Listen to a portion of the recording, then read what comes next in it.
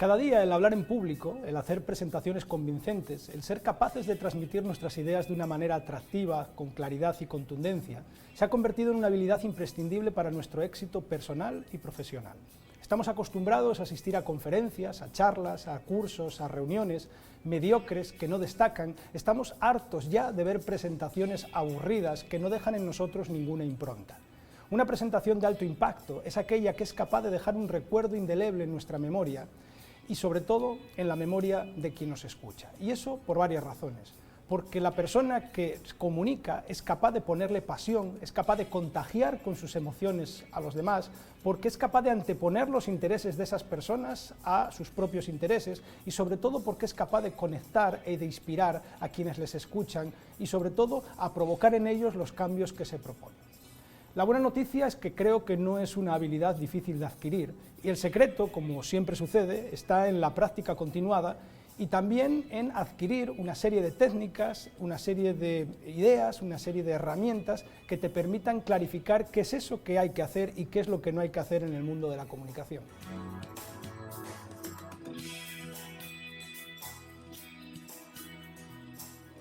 Si le dedicas tiempo y cariño a tus presentaciones, los resultados te acompañarán. Crear una presentación no es preparar un PowerPoint bonito, y en la mayoría de los casos el PowerPoint tampoco es importante. De hecho, anula al ponente y, como dice Frank Fromer, el PowerPoint nos hace idiotas. Todas las presentaciones siguen un camino creativo común.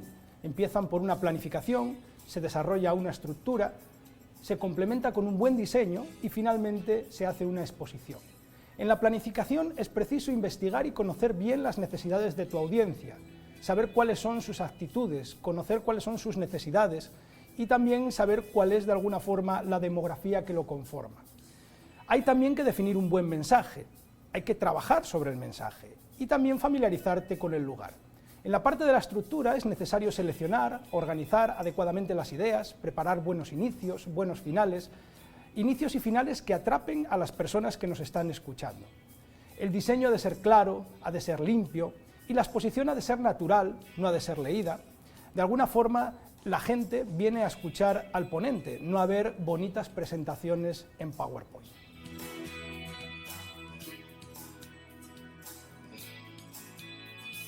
¿Intentaste alguna vez cruzar un riachuelo donde fluye abundante agua sin mojarte los pies? Seguramente que sí. Y para lograrlo, lo que hiciste fue buscar las piedras firmes que sobresalían en la superficie, trazaste en tu cabeza el recorrido más adecuado y con decisión te pusiste a caminar hacia la otra orilla. En nuestros discursos ha de suceder igual. Las piedras son las ideas principales donde nos tenemos que apoyar, son los hitos que marcan el recorrido de nuestra intervención. En definitiva, eso es la estructura.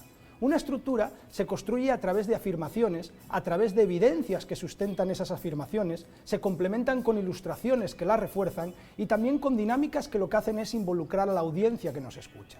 Estoy hablando de identificar cuáles son las ideas claves de nuestra argumentación, de cuáles son esos testimonios, estadísticas, datos, ejemplos, anécdotas que lo soportan y también de imágenes, de fotos, de multimedia que en un momento determinado las pueden ilustrar. Es preciso también pensar en la audiencia y la manera en que mejor podemos hacerla partícipe de nuestra conferencia, de nuestra exposición. Organizar es pensar en un inicio y un final de alto impacto, algo que llame la atención, que provoque el interés de quienes nos escuchan. Es buscar, en definitiva, la mejor forma de ordenar nuestra intervención para lograr así nuestro objetivo. La organización puede ser secuencial, podemos seguir un esquema de problema-beneficio, puede ser espacial, puede ser jerárquica. Cada tipo de exposición lo que hace es, tenemos que decidir cuál es la organización que mejor puede impactar en nuestra audiencia.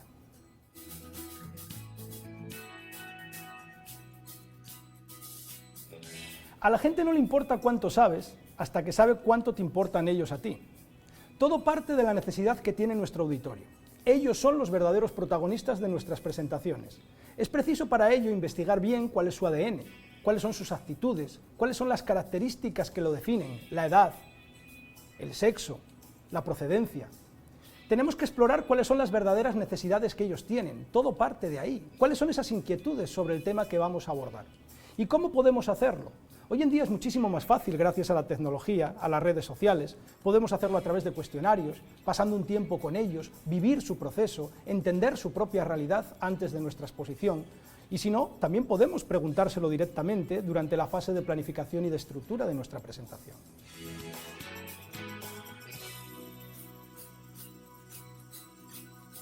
Tenemos muy poco tiempo para captar la atención de nuestro público. Cuando iniciamos una exposición, tenemos entre 30 segundos y 3 minutos para lograrlo.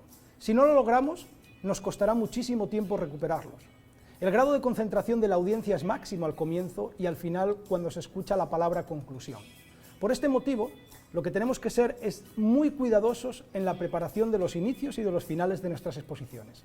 ¿Y cómo podemos lograrlo? Seguramente os estáis preguntando. Pues bien, iniciemos nuestras exposiciones de una forma creativa, no con los típicos comienzos de estoy muy agradecido de estar aquí con vosotros, o incluso mi nombre es... No, busquemos algo de impacto, algo que realmente provoque, a través de una buena historia, haciendo una pregunta provocadora, buscando un hecho conocido, un hecho relevante, una estadística que sorprenda, tratando de encontrar una anécdota que venga al caso con el tema que vamos a hablar, hacer una cita de un personaje famoso, utilizar un refrán o incluso dramatizar los hechos que queremos exponer.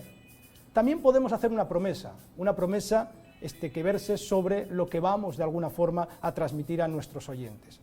De alguna forma lo que os propongo con esta idea es que dejéis volar vuestra imaginación, que os atreváis y que rompáis con los viejos clichés a los que nos tienen acostumbrado. Muerte a las presentaciones aburridas.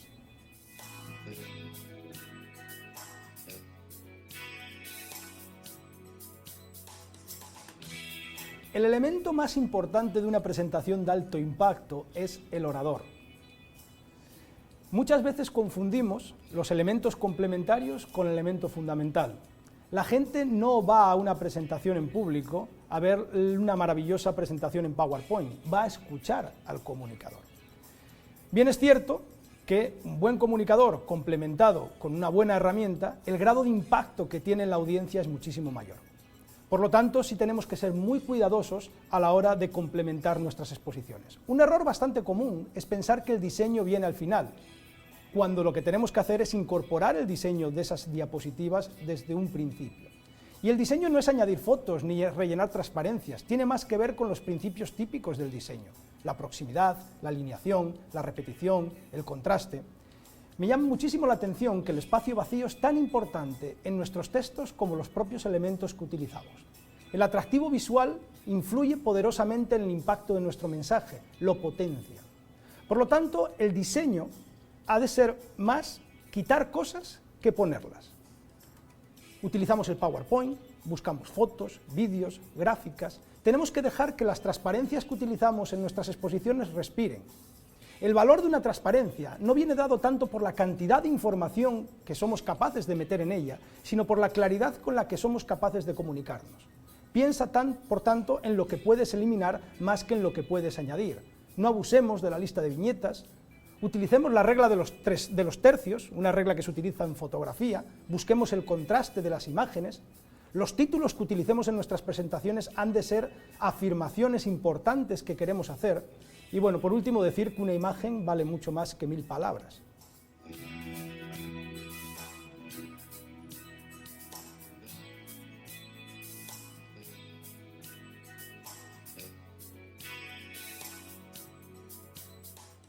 Ese es el objetivo final de todo el trabajo que estamos realizando, de todo el proceso que hemos seguido.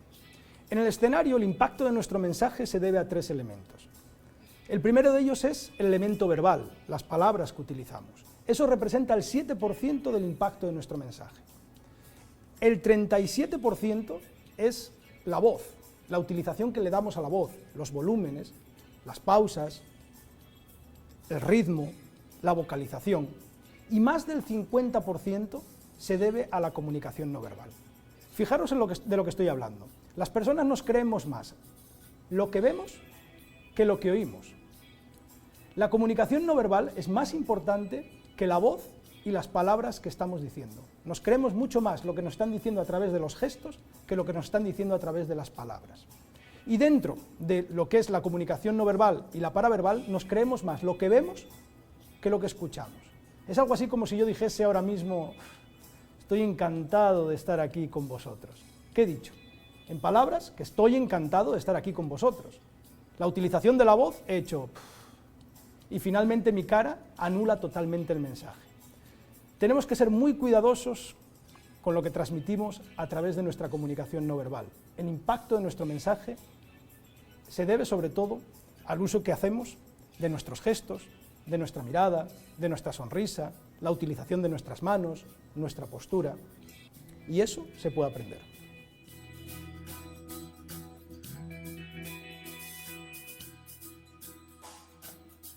A mi juicio son 5 las características que debe de tener un buen comunicador. La primera de ellas es la naturalidad. Lo que esperamos de una persona que está hablando es que sea natural, que no sea una persona impostada. Y la naturalidad, en definitiva, es ser nosotros mismos dentro de un entorno, en un escenario. El segundo rasgo fundamental de un buen comunicador es la credibilidad, ser creíble, hablar con contundencia, hablar con claridad, hablar desde el corazón, hablar con conocimiento de lo que estás diciendo. Eso es lo que te hace en cierta forma creíble. En tercer lugar, el tercer rasgo es la conexión, conectar con tu audiencia, a través de la mirada, a través de los gestos, empatizar con ellos, que te sientan uno más entre ellos. En cuarto lugar, yo diría la concreción, ser concretos, ser claros, ir al grano, no poner florituras alrededor de tus discursos. Y en quinto lugar, yo creo que la característica fundamental es el entusiasmo, es la pasión que le pones a la hora de comunicar. Estas 5 características son las que hacen que nuestra comunicación pueda perdurar y sea muchísimo más contundente.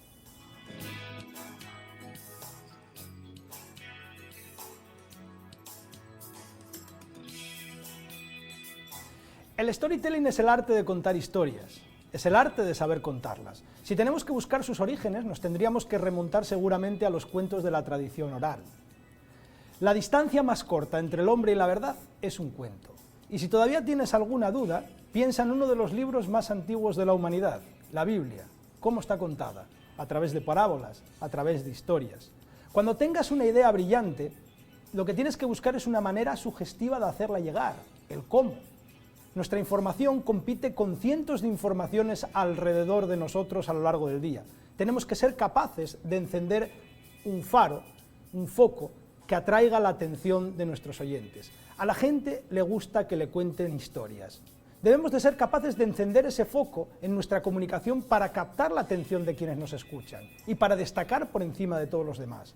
A medida que pasa el tiempo, solamente conseguiremos que se recuerden aquellos mensajes que somos capaces de encender con fuerza. Los faros tienen la fuerza de su luz. Nosotros, como comunicadores, tenemos la fuerza de las historias para captar la atención de quienes nos escuchan.